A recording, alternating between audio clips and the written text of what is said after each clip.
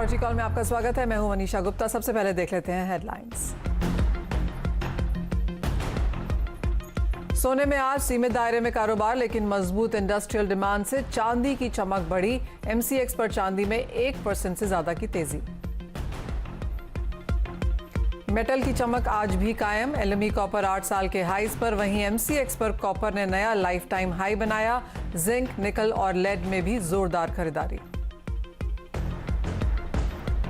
पिछले हफ्ते की 5% की बढ़त के बाद आज भी कच्चे तेल में जोरदार तेजी। ब्रेंट ने बनाई बढ़त, डिमांड बढ़ने और यूएस में लगातार रिग काउंट में बढ़त से सपोर्ट। गवार और कैस्टर छोड़ सभी एग्री कमोडिटीज में तेजी। सरसों में करीबन 3% की मजबूती। सोयाबीन और सीपीओ में भी जोरदार बढ़त। धनिया और जीरे में तेजी पर कारोबार।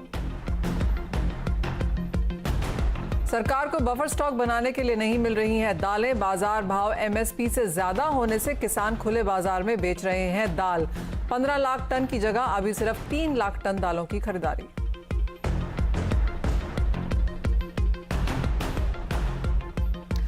अपने साथ कार्यक्रम में जोड़ते हैं एसएमसी ग्लोबल की वंदना भारती और एंजल ब्रोकिंग के प्रथमेश माल्या को। आप दोनों का ही कार्यक्रम में स्वागत है। प्रथमेश, आपसे शुरुआत करना चाहेंगे। और नॉन एग्रो में कच्चे तेल में तो बढ़त है ही, नेचुरल गैस में तेजी है और सभी मेटल्स में यहाँ पर तेजी के साथ कारोबार। आपकी आज की टॉपिक्स कहाँ हैं? Good evening Manisha. आज के टॉपिक पे मेरे ख्याल से गोल्ड और क्रूड, ये तो कमोडिटी में ट्रेड करना चाहिए। गोल्ड में 47,250 का एंट्री पॉइंट रहेगा, 47,000 स्टॉप रहेगा, ऊपर में टारगेट 47,800 के लिए रहेंगे। वैसे ही क्रूड में काफ़ी अच्छा मोमेंटम है पिछले कुछ ट्रेडिंग सेशन से। मेरे ख्याल से ये मोमेंटम जारी रह सकता है आने वाले ट्रेडिंग सेशंस में भी। क्रूड में बाई करने के लिए 4380 एंट्री पॉइंट रहेगा, 4330 स्टॉप रहेगा, ऊपर में टारगेट 4500 रहेंगे। खरीदारी की राय यहाँ पर सोने में और कच्चे तेल दोनों में ही आज के लिए आती है। हमने अच्छे खासे मोमेंटम यहाँ बनते हुए देखे हैं। वंदना, आप कैसे देखती हैं एग्री स्पेस में, क्योंकि यहाँ पर भी ऑलमोस्ट सभी जगह पे बढ़त देखने को मिली है, चाहे वो ग्वार है, मसाले हैं, खाने के तेलों में स्पेशली। जी मनीषा, यहाँ पे काफ़ी ट्रेंडी रहा है एग्री मार्केट आज, और मुझे लग रहा है कि कैस्टर ऐसी कमोडिटी है जिसमें लॉन्ग कंसोलिडेशन देखने को मिला है हाई लेवल पे, और मुझे लग रहा है कि यहाँ से प्राइसेस जो है ऊपर की तरफ और यहाँ पे जा सकता है। तो मार्च कॉन्ट्रैक्ट को मैं यहाँ सलाह दूंगी कि 4415 के लेवल पे एक बार बाई करना चाहिए। 4500 का टारगेट रखना होगा, 4390 का स्टॉप लॉस लगा के चलना होगा। दूसरी कमोडिटी यहाँ पे मसालों में मुझे लग रहा है कि और भी यहाँ पे तेजी जो है वो कंटिन्यू रह सकती है, और जो फिजिकल बाइंग है एक्चुअली वो यहाँ पे काफ़ी बढ़िया है। तो कोरिएंडर में मुझे लग रहा है कि एक बार 6600 के लेवल पे जो अप्रैल कॉन्ट्रैक्ट है उसको बाई करना चाहिए। 6675 का टारगेट रखना होगा, स्टॉप लॉस यहाँ पे लगाना होगा 6550 रुपीज का। खरीदारी की राय यहाँ पर भी बरकरार है, चाहे कैस्टर हो या धनिया। बढ़त का एक्सपेक्टेशन यहाँ पर भी है, लेकिन इस साल सरकार को दालों का बफर स्टॉक बनाने के लिए काफी मशक्कत करनी पड़ रही है। सरकार हर साल दालों का 15 लाख टन का बफर स्टॉक बनाती है, लेकिन इस साल सभी दालें एमएसपी के ऊपर बिक रही हैं। रिटेल में तुअर, मूंग, उड़द दालों के भाव 100 रुपए प्रति किलो से ऊपर हैं। पूरी खबर के लिए हमारे संवाददाता असीम मनचंदा अब यहाँ पर जुड़े हैं। साथ ही अहम खबर पर ऑल इंडिया दाल मिल एसोसिएशन के प्रेसिडेंट सुरेश अग्रवाल से भी करेंगे बातचीत। लेकिन सबसे पहले असीम, और बफर स्टॉक के लिए सरकार को दालें नहीं मिल रही हैं, लेटेस्ट क्या अपडेट है? क्या सरकार यहाँ पर कोई और स्ट्रैटेजी लगाने वाली है? और दालों को, कीमतों को लगकर अब आपको क्या लगता है? देखिए, दाल की कीमत को काबू में रखने के लिए सरकार हर साल 15 लाख टन का बफर स्टॉक जो है वो बनाती है। पिछले साल लॉकडाउन के चलते काफी ज्यादा स्टॉक जो है सरकार ने बाजार में जो है वो निकाल दिया था। इस साल सरकार को बफर स्टॉक बनाने में काफी परेशानी का सामना जो है वो करना पड़ रहा है। खासतौर पर जो दालों के बाजार भाव है वो एमएसपी से काफी ऊपर जो है वो चल रहे हैं, जिसके चलते किसान जो है अपना फसल जो है वो मार्केट में जो है वो बेच रहे हैं। अगर मैं तूर दाल की बात करूं तो इसका एमएसपी 6000 रुपए प्रति क्विंटल है, जबकि बाजार भाव जो है 7150 रुपए प्रति क्विंटल है। मूंग दाल की अगर बात करूं तो करीबन 7200 रुपए प्रति क्विंटल जो है इसका एमएसपी है, जबकि बाजार भाव 7400 रुपए है। उड़द दाल अगर 6000 रुपए प्रति क्विंटल है तो इसका बाजार भाव जो है 7800 रुपए प्रति क्विंटल है। इस तरह मसूर और जो चने की दाल है वो भी एमएसपी से ऊपर जो है वो बिक रही है। तो कुल मिलाकर के इसका असर जो है रिटेल पे भी जो है वो पड़ रहा है। वो तूर, उड़द और मूंग तीनों दालें जो है 100 रुपए प्रति किलो से ऊपर जो है दिल्ली में जो है वो बिक रही है। तो सरकार को भी काफी परेशानी का सामना करना पड़ रहा है, क्योंकि उनको बफर स्टॉक बनाने को जो है नहीं मिल रहा है। तो आगे चल करके दाल की कीमतें जो है वो बड़ी जो है वो रह सकती हैं। उपभोक्ता के लिए परेशानी जो हो सकती है कि दाल की कीमतें अभी फिलहाल सस्ती हुई, कम होती हुई नजर जो है वो नहीं आ रही हैं। तो वो प्राइस रिपोर्ट कार्ड आपकी स्क्रीन पर आपके सामने है कि एमएसपी के भाव कितने हैं और जैसे जो खरीदारी के लेवल्स हैं और रिटेल के भाव तो ऑफ कोर्स उससे भी ज्यादा हैं, जहां पर हम 100 रुपए प्रति किलो के ऊपर ऑलमोस्ट सभी दालों को यहां पर बिकता हुआ देख रहे हैं। सुरेश जी, आपने असीम की वो रिपोर्ट सुनी और सिर्फ 15 लाख के सामने 3 लाख टन ही फिलहाल यहाँ पर सरकार कलेक्ट कर पाई है, प्रोक्योर कर पाई है। आप इसे कैसे देखते हैं और जो दालों के भाव हैं वो आगे जाके कैसे नजर आएंगे? नहीं, देखिए जो असीम भाई ने कहा है, मगर मैं एक बात आपको कहूँ, 15 लाख सरकार को खरीदना कोई खास महत्वपूर्ण नहीं है, क्योंकि सरकार की खरीदी फरवरी मार्च अप्रैल में होती है और अभी खरीदी शुरू करने का प्रारंभ अवसर है। अभी चने की फसल मध्य प्रदेश में आना बाकी है, राजस्थान में आना बाकी है, तो सरकार जो बफर स्टॉक करती है उसमें लगभग 65 से 70% चना आता है और जिसकी फसल मध्य प्रदेश में अब आना प्रारंभ हुई है और जिसकी खरीदी करने की सरकार ने घोषणा मार्च में की है। तो मार्च में सरकार जब खरीदी करने जाएगी तो हम पिछले साल का रिकॉर्ड देखें कि मध्य प्रदेश राजस्थान में 15 लाख मैट्रिक टन चना उन्होंने खरीदा था। तुअर, उड़द, मूंग इससे अलग था। तो 15 लाख बफर स्टॉक करने में सरकार को मेरे हिसाब से कहीं कोई दिक्कत नहीं आएगी। सुरेश जी, बात सरकार को खरीदने की नहीं है और जैसे आपने कहा कि अभी तो शुरुआत ही है, अगले 1-2 महीने सरकार और यहाँ पर खरीदती रहेगी, लेकिन भावों को देखकर आपको क्या लगता है कि सरकार इन रेट्स पर खरीद पाएगी जो कि एमएसपी के ऊपर है फिलहाल? नहीं, भाव भी अभी वर्तमान में कोई ज्यादा नहीं बढ़े। रिटेल में अगर हम भाव करते हैं तो मैं आपको याद दिलाना चाहूंगा कि प्रधानमंत्री जी ने कम से कम 100 बार अभी तक कहा है कि हम किसानों की फसल का उत्पादन का डेढ़ा दिलाएंगे। अगर हम किसानों को उनके उत्पादन का ज्यादा दिलाना चाहते हैं तो आज उस स्टेज में भी भाव कम है, क्योंकि किसान को चने का समर्थन मूल्य 5100 घोषित किया है। आज भी देश में 48, 47, 46 में चना बिक रहा है। तुअर में जरूर 6-7 रुपए की बढ़ोतरी हुई है, उड़द में जरूर बढ़ोतरी हुई है और मसूर में कोई ज्यादा डिफरेंस नहीं है। तो सरकार की जो मंशा है कि किसानों को कीमत अधिक मिले, उसके अनुपात से अभी रेट में 2-4 रुपए की और तेजी आना चाहिए। दूसरा, ये जो रेट है रॉ मटेरियल के, हम इसको दाल में काउंट करते, ये बेसिकली दाल के रेट नहीं है। जो मूल्य आयोग निर्धारित करता है ये तुअर दाल का रेट नहीं, ये तुअर का रेट है, रॉ मटेरियल। जब किसी चीज का रॉ मटेरियल का रेट है तो उसका डेढ़ा होके वो रेट हो जाता है। अगर सरकार के रेट से हम देखें तो 90 रुपए जाएगी तुअर दाल और आज 90, 92, 93 में सैकड़ों ट्रक मिल जाए। तो अभी कोई खास तेजी नहीं आई है। अब रिटेलर में क्या होता है कि मिलर से सेमी होलसेलर, होलसेलर, खुदरा व्यापारी ये खरीदते हैं, तो 3 हाथों में जाता है जिसमें ओवर हेड ट्रक भाड़ा लगता है, तो उसमें 30 रुपए की बढ़ोतरी हो जाती है, क्योंकि बड़ी बड़ी इंडस्ट्री से 3 हाथ में जाने में इतना तो डिफरेंस आता ही है, ट्रक भाड़ा, हमारा मजदूर। तो सुरेश जी, आपकी एक बात तो क्लियर है जो आप कह रहे हैं कि सरकार को यहाँ पर खरीदारी में कोई प्रॉब्लम आगे जाकर नहीं होगी। दूसरी, आप ये भी कह रहे हैं कि यहाँ से भाव और भी चढ़ते हुए नजर आएंगे, जैसे आपने कहा 2-3 रुपए की बढ़त ही रह सकती है। लेकिन जब हम पूरी दालों की यहाँ पर बात करते हैं तो किस दाल में आपको लगता है कि आगे तेजी बरकरार रह सकती है और आगे जाके मांग कैसी देखते हैं आप? नहीं, उड़द की मांग तो अभी अच्छी है। हम देखें हमारे पड़ोसी मुल्क म्यांमार में अभी मिलिट्री शासन लग गया, तो वहां से जो उड़द आना था उसकी शिपिंग कंपनियों ने माल इंडिया आने से रोक दिया। तो उसमें हम 2-4-5 रुपए की तेजी देखते हैं वहाँ मिलिट्री शासन की वजह से। अगर हम तुअर की बात करें तो तुअर भी म्यांमार और साउथ अफ्रीका से आती है।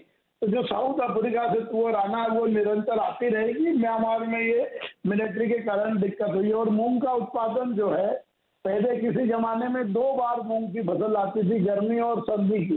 अब मूंग की 5 फसल आती है। गुजरात की अलग, महाराष्ट्र की अलग, बारिश की अलग और गर्मी की अलग और सर्दी की अलग। तो उड़द में एक साल से बाजार 60 रुपए से 80 रुपए की रेंज में, तो कोई बड़ी इसमें तेजी नहीं आई है, क्योंकि बाजार पिकअप करता है। उसके पहले नई राज्यों की नई फसल आ जाती है। अभी गर्मी का मूंग गुजरात का चालू हो जाएगा 10 दिन में। गुजरात का मूंग खत्म होगा तो दूसरे राज्य का आ जाएगा। तो मूंग में भी कोई ज्यादा तेजी हम नहीं देखते। तो अभी कहीं कोई 5 रुपए से ज्यादा 2 महीने में किसी चीज में तेजी आती नजर नहीं आती है। ये जरूर है कि इस बार तुअर में कर्नाटक और महाराष्ट्र में कुछ बीमारी लग गई है, जिससे 15-20% माइनस हुआ है। अभी मैंने माननीय अपने पीयूष जी गोयल जी को पत्र भेजा है कि हर साल हम 4 लाख मेट्रिक टन तुअर देश के बाहर से आयात करते हैं। तो पिछली बार उसको 6 महीने लेट परमिशन दी, तो अभी मैंने उनसे रिक्वेस्ट की है कि आप जल्दी परमिशन दें, तो जो कुंवर में थोड़ी बहुत बीमारी लगी है उससे मार्केट ज्यादा जंप न करे और 4 लाख मीट्रिक टन के दाल इंडस्ट्रीज को लाइसेंस दे। और आज ही मंत्री जी के यहाँ पे फोन आया कि 24 तारीख को वो वीडियो कॉन्फ्रेंस में मुझसे बात, तो हम 24 तारीख को फिर उनसे अनुरोध करेंगे कि देश के बाहर से 4 लाख मीट्रिक टन कुंवर तुरंत मंगवाई जाए दाल मिल के माध्यम से, ताकि बाजार में कोई ज्यादा दिक्कत नहीं आए। Point taken Suresh ji. तो क्लियरली यहाँ पर आगे जाकर कुछ बढ़त यहाँ पर दालों के भाव में जरूर रह सकती है, लेकिन जैसे कि वहां पर डेवलपमेंट्स भी हैं, कॉमर्स मिनिस्ट्री से यहाँ पर बात चल रही है, तो कुछ यहाँ पर आयात भी किया जा सकता है। और सुरेश जी, हम ऑफकोर्स आपके साथ जुड़ते रहेंगे वो डेवलपमेंट जानने के लिए कि आगे किस तरह का यहाँ पर सप्लाई डिमांड का रेशियो बन रहा है। लेकिन वंदना, आपसे भी जानना चाहेंगे, और आपने पूरी बात भी यहाँ पर सुरेश जी की सुनी, काफी सारे फैक्टर्स हैं जो कि यहाँ पर फिलहाल दालों के भावों को इम्पैक्ट कर सकते हैं। आप कैसे देखती हैं प्राइस में? जी मनीषा, यहाँ पे तो अवेलेबिलिटी अच्छी है और मार्च में यहाँ पे बढ़ेगी और इम्प्रूव होएगा, लेकिन साथ में प्रोक्योरमेंट भी यहाँ पे बढ़ेगा। तो चाहे आप स्पाइसेस देख लें या दालों को देख लें, जो नया फसल आ रहा है उसकी जो ऑफटेक है वो बहुत बढ़िया हो रहा है मार्केट में, जिसकी वजह से हम देख रहे हैं कि रबी क्रॉप्स के अराइवल के बावजूद प्राइसेस पे प्रेशर नहीं है, प्राइसेस ऊपर की तरफ जा रहे हैं। दूसरी चीज ये है कि जो इंटरनेशनल पाइपलाइन है वो अभी यहाँ पे बहुत ज्यादा स्मूथ नहीं है, तो कह सकते हैं कि इससे एक सपोर्ट मिल सकता है प्राइसेस को। तो मुझे लग रहा है कि चना में थोड़ी सी तेजी अभी यहाँ पे है, आ सकती है, और मुझे लग रहा है कि जो मार्च वाला कॉन्ट्रैक्ट है वो करीब 4720 तक एक बार जा सकता है। तो थोड़ा सा करेक्ट होने पे यहाँ पे मुझे लग रहा है कि खरीदारी करना चाहिए। एक बार 4600 के लेवल पे 4550 का स्टॉप लॉस रखना होगा, 4720 का एक टारगेट लेके चलना होगा। बहुत ज्यादा हायर साइड नहीं है, लेकिन फिर भी मुझे लग रहा है कि एक बार प्राइसेस 4700 तक जाना चाहिए, 4720 तक। ऑलराइट, सो बहुत तेजी की उम्मीद नहीं है, लेकिन शॉर्ट्स करके फिलहाल यहाँ पर ना चलें। और काफी हद तक दालों में, ऑलमोस्ट सभी दालों में यहाँ पर आने वाले 1-2 महीने में भी हल्की सी बढ़त देखने को मिल सकती है, इवन एज हम यहाँ पर पीक हार्वेस्ट में बहुत जल्दी पहुंचेंगे। लेकिन ब्रेक में जाने से पहले कच्चे तेल पर नजर डालना फिर से यहाँ पर जरूरी है, क्योंकि बढ़त यहाँ पर हमने काफी कंसोलिडेट होते हुए देखी है।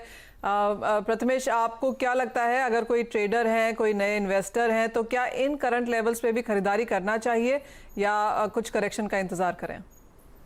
I think Manisha, inventory withdrawal not only in Asia but Europe as well as US में भी दिखाई दे रही है। तो मेरे ख्याल से कंजम्पशन पैटर्न्स अच्छे से इंक्रीज होते जा रहे हैं जैसे ग्लोबल वर्ल्ड खुल गए हैं। मेरे ख्याल से क्रूड में ये मोमेंटम जारी रह सकता है, जिनको करंट भाव पे खरीदना है वो भी कर सकते हैं। मेरे ख्याल से मोमेंटम जो है 4500 तक के लिए पॉसिबल दिखाई देता है, क्रूड में बाइंग जारी रहेगी। ऑलराइट, तो 4400 के लेवल्स आपकी स्क्रीन पर हैं। खरीदारी यहाँ से फ्रेश भी अगर आपको करनी हो तो की जा सकती है, क्योंकि मोमेंटम अभी भी ऑन द हायर साइड है, लेकिन अपने स्टॉप लॉसेस और कॉशियस ट्रेड्स यहाँ पर करें। इसी के साथ रुकेंगे एक ब्रेक के लिए। जब लौटेंगे तो दर्शकों को करेंगे अपने साथ शामिल, लेंगे उनके भी सवाल।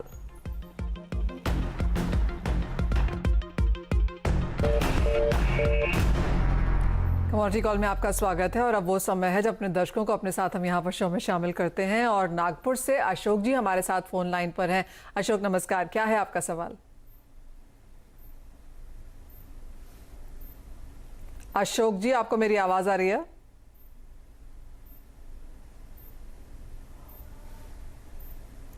अशोक जी, आपको मेरी आवाज आ रही है?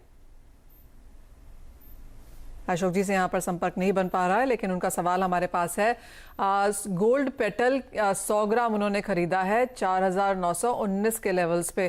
प्रथमेश, लोग सोने और चांदी में यहाँ पर डेफिनेटली अपनी राय जानने की कोशिश करते हैं, लेकिन गोल्ड पेटल स्पेसिफिकली अशोक जी यहाँ पर पूछने का चाह रहे हैं कि 100 ग्राम की खरीदारी है, 4919 के लेवल्स पे है, यहाँ से आगे क्या स्टेप लेना चाहिए? आई थिंक गोल्ड पेटल का प्राइस मेरे पास नहीं है, बट मैं गोल्ड 100 ग्राम्स के प्राइस के हिसाब से बोल रहा हूँ। मेरे ख्याल से यहाँ से मोमेंटम जारी रहेगा, करीब यहाँ से अराउंड 700 to 800 रुपीज़ की पॉसिबिलिटी दिखाई दे रही है। अगर इनका प्राइस यहाँ पर भी खरीदना चाहते हैं तो एक खरीद सकते हैं, इनका भाव एवरेज कर सकते हैं। मेरे ख्याल से इनको 800 से 1000 रुपये पॉसिबल अपसाइड मोमेंटम जो है दिख सकता है आने वाले ट्रेडिंग सेशंस में। जी, मैं अगर गोल्ड पेटल का प्राइस भी आपको बता सकूँ प्रथमेश, तो वो 4709 के करीब है फिलहाल। Okay, which is almost reflecting the price of 100 grams जो 1 kg गोल्ड है 47,300 के आसपास ट्रेड कर रहा है। तो यहाँ से मोमेंटम जो है 48,000 जो करीब यहाँ से 700 रुपीज़ दूरी तक है, ये यहाँ पे एवरेज कर सकते हैं, और पॉसिबिलिटी जो है 800,000 रुपीज़ का मूव ये ले सकते हैं। बट यस अगेन, अगर इनको थोड़ा ज़्यादा देर होल्ड करेंगे तो पॉसिबिलिटी अच्छा भाव मिल सकता है। ऑलराइट, आप एवरेज आउट कर सकते हैं। आपकी होल्डिंग ऑफ कोर्स टाइमलाइन थोड़ा सा यहाँ पर बढ़ जाएगा अशोक जी, लेकिन वो लेवल्स यहाँ पर देखने को जरूर मिलेंगे। आगे बढ़ते हैं और राजस्थान से दीपक हमारे साथ फोन लाइन पर हैं। दीपक नमस्कार, क्या है आपका सवाल?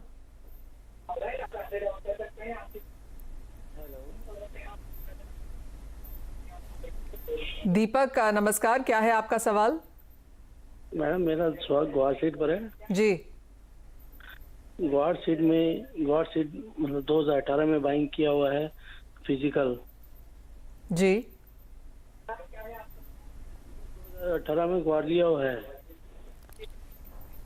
ऑलराइट। यहाँ पर 2018 में इन्होंने गुआर खरीदा है और 200 बोरी इनके पास फिलहाल हाजिर माल पड़ा हुआ है। वंदना, क्या करना चाहिए? मुंशिया, मुझे लगता है कि मॉडरेट यहाँ पे अपसाइड देखने को मिलेगा। बहुत ज्यादा यहाँ पे अभी फिलहाल नहीं है, क्योंकि एक्सपोर्ट इंप्रूव नहीं हो रहा है यहाँ पे बहुत ज्यादा एज पर एक्सपेक्टेशन। तो मेरे ख्याल से एक बार 42-42.50 तक के लिए इनको वेट करना चाहिए। कम से कम 250 रुपए की तेजी मुझे लग रहा है कि आना चाहिए एक महीने के अंदर में, और वहां पे ये अपने माल को बेच सकते हैं। ऑलराइट। सो दीपक जी, बहुत लंबी तेजी यहाँ से नजर नहीं आती है, लेकिन जैसे वंदना कह रही है कि यहाँ से आपको 200 रुपए की बढ़त देखने को मिले तो आप यहाँ पर अपना मुनाफा घर ले जा सकते हैं। आगे बढ़ते हैं और ओडिशा से हर्षल अब हमारे साथ फोन लाइन पर हैं। हर्षल नमस्कार, कहाँ है आपका सवाल? नमस्कार मैम जी। नेचुरल गैस मैंने 216 पे सेल किया हुआ है मैम। ओके, और कहाँ तक होल्ड करने की राय है आपकी? आपको क्या लग रहा था कहाँ तक भाव गिरेंगे? मतलब 210 तक गिरेंगे ऐसा लगा। लेकिन जिस तरह का आर्कटिक पुश हमने यहाँ पर आता हुआ देखा है और जिस तरह की मांग यहाँ पर देखने को मिली है, उसका नेचुरल गैस को काफी जोरदार फायदा देखने को मिला है। प्रथमेश, कच्चा तेल, नेचुरल गैस, हीटिंग ऑयल, ये कुछ एक पेट्रोलियम कमोडिटीज हैं जहां पर बढ़त काफी जोर से देखने को मिली है। लेकिन हर्षल अब क्या करें? 216.90 पे उनकी बिकवाली है। आई थिंक इनका करंट भाव पे ही सेल है। मेरे ख्याल से रेजिस्टेंस जोन पे इन्होंने सेल किया है। तो फर्स्ट एडवाइस ये है कि अगर आज ही के ट्रेडिंग सेशंस में इनको अगर यहाँ से 6-7 रुपीज़ का फॉल मिले तो वहाँ पे निकल जाए। कैरी फॉरवर्ड पोजीशन ना करें। नेचुरल गैस काफ़ी वोलेटाइल है और मेरे ख्याल से इनको जो है ट्रेड इनका सही रह सकता है अगर आज के सेशन के लिए होल्ड करते हैं। पॉसिबिलिटी जो है फॉल के दिखाई दे रही है 210 तक के लिए जो इन्होंने होप करा है। मेरे ख्याल से ये अपना जो ट्रेडिंग पोजीशन से 221 का स्टॉप लॉस लगाकर होल्ड कर सकते हैं। चलिए हर्षल, एक प्रथमेश जैसे आपको कह रहे हैं कि शायद थम्स अप है, अच्छी खासी लेवल पे आपने यहाँ पर बिकवाली करी है, लेकिन 210 आते ही आपको अपना मुनाफा घर ले जाना है और वो स्टॉप लॉसेस आप लगाना ना भूलें। लेकिन इसी के साथ कार्यक्रम में इतना ही समय है। वंदना, प्रथमेश, बहुत शुक्रिया साथ जुड़ने के लिए एज ऑलवेज और उन सभी दर्शकों की स्ट्रैटेजीज बनाने में मदद भी करने के लिए। मुझे भी दीजिए इजाजत, लेकिन शैल हमारे साथ यहाँ पर स्टूडियोज में जुड़ चुके हैं। And shall, what a day! क्या बात है मनीषा जी, अब तो आप मेरी भाषा बोल रही I हैं। know, right? तो ताबड़तोड़ और तूफानी तेजी आपको बाजार में आती हुई दिख रही है जी। और हमारे एक मित्र हैं प्रकाश दीवान साहब, वो ये कह रहे थे कि आपने हरी शर्ट पहन रखी है तो इस वजह से हुई है। मतलब क्रेडिट आप ले रहे हो? नहीं, मैं नहीं ले रहा, मैं इस शर्ट को दे रहा हूँ। फिर मैंने कहा ये ग्रीन टाई भी है। So, डबल धमाका है वहां पे, लेकिन यहाँ से भी और बढ़त की उम्मीद। जिस हिसाब से बाजार बंद हुआ है मनीषा जी, आपने बहुत ही शानदार तेजी आती हुई देखी है 4 प्राइवेट सेक्टर बैंक्स में। तो वो क्लोजिंग ये बताती है कि आपको ये शायद मोमेंटम कल के सत्र के लिए कंटिन्यू होता हुआ दिखे।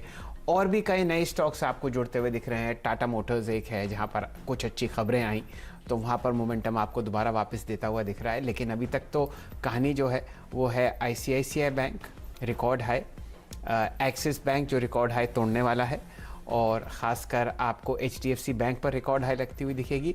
SBI और कोटक महिंद्रा बैंक भी बिल्कुल अपनी 24 तोपे जो हैं वो फायर कर रहे हैं। ऑलराइट, तो यानी कि क्वालिटी स्टॉक्स यहाँ पर काफी हद तक बढ़ते हुए नजर आ रहे हैं। और आपको क्या करना चाहिए, कैसे कारोबार करें इस मार्केट में, शैल आपको बताएंगे ब्रेक के बाद।